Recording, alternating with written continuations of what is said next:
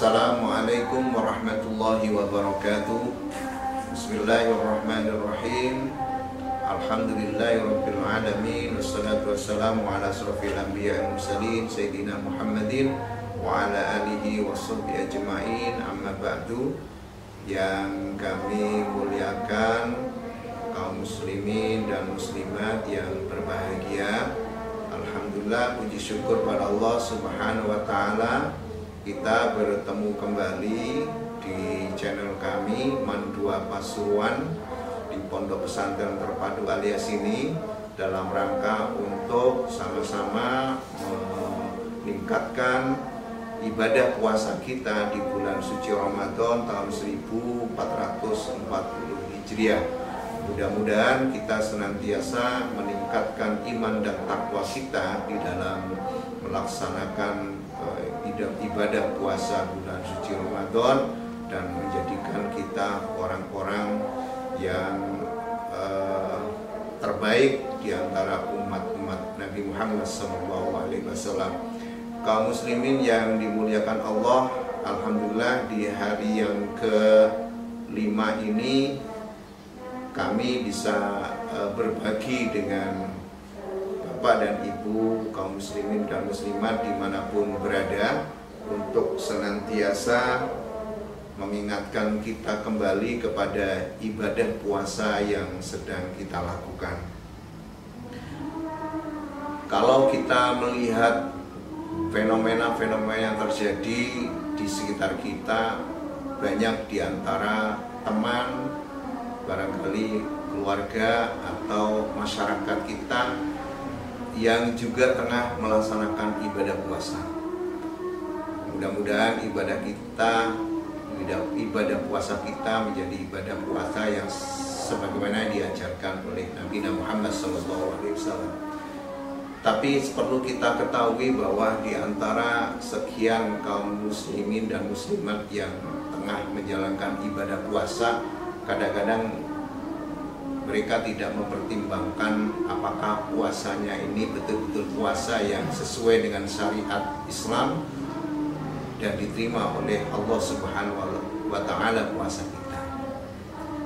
Sebagaimana yang disabdakan oleh Nabi Muhammad SAW, kam min shaimin laisa lahu min siyamihi ilal ju' wal ma'atusi, yang diriwayatkan oleh Imam Nasai, bahwa banyak di antara para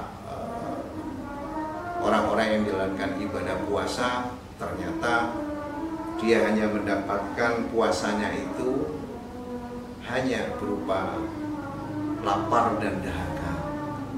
Nah, puasa yang sudah kita lakukan seharian ternyata nanti di akhirat hanya mendapatkan imbalan berupa apa yang kita rasakan ketika puasa itu, yaitu lapar saja dan haus saja.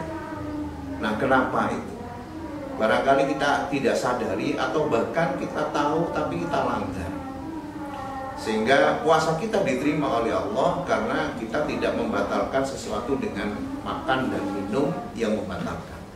Tetapi ternyata ada beberapa hal yang bisa merusak pahalanya puasa. Nah, ini yang perlu kita perhatikan, kita sikapi. Menurut Nabi Muhammad SAW ada 5 hal yang bisa membatalkan puasa. Hadis diriwayatkan oleh Imam Ad-Dailami, khamsun yuftirna shaim al-ghibah. Ada 5 hal yang bisa membatalkan pahalanya puasa. Yang pertama adalah ghibah. Ghibah itu ngerasani, menggunjing orang. Kita tidak sadar, kita ternyata ngobrol-ngobrol, ternyata menggunjing teman kita. Nah, pahala kita hilang. Yang kedua, an-namimah wan namimah, yaitu mengadu domba. Mengadu domba itu bahasa Jawanya adu-adu, sehingga kita coba tanpa kita sadari itu mengadu teman kita dengan teman yang lain.